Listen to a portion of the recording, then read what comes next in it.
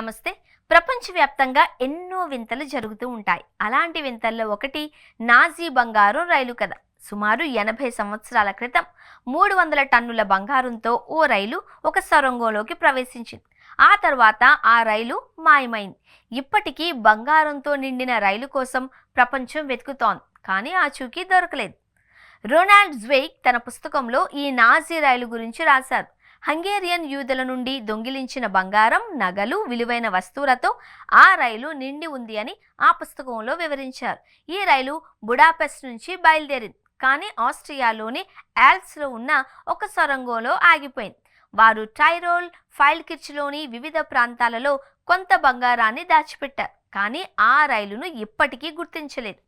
Poland, Germany, ఆస్ట్రియాకు చెందిన పరిశోధకులు US సైన్యంతో కలిసి ఈ బంగారు రైలు కోసం వెతుకులాట కొనసాగిస్తున్నారు. వాల్ బ్రజింగ్ బంగారు రైలు నైరుతి పోలాండ్లోని ఒక పర్వతం కింద పూడ్చిపెట్టారు అని చాలా మంది భావిస్తారు.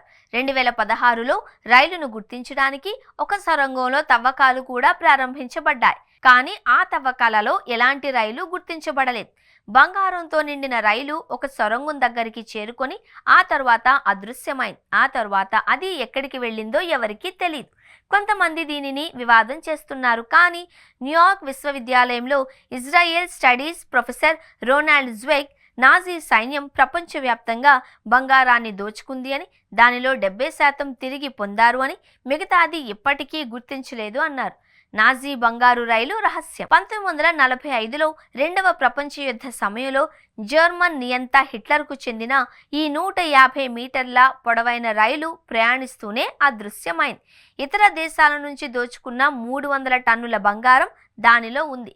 హిట్లర్ నాజీ సైన్యం ప్రజలను చంపడమే కాకుండా వారిని దోచుకున్నారు. విలువైన పెయింటింగ్లు, బంగారాన్ని దోచుకోవడం వారి వృత్తిగా మారింది.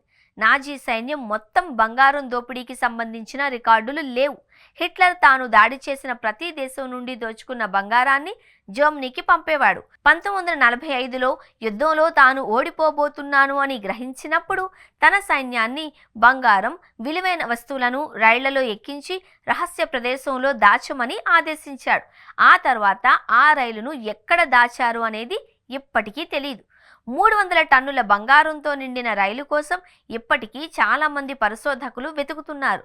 రైల్లో కోట్ల రూపాయల విలువైన బంగారం ఉన్నందున ఇప్పటికీ అన్వేషణ కొనసాగుతోంది, కానీ దాని జాడ మాత్రం ఎక్కడా లభించలేదు.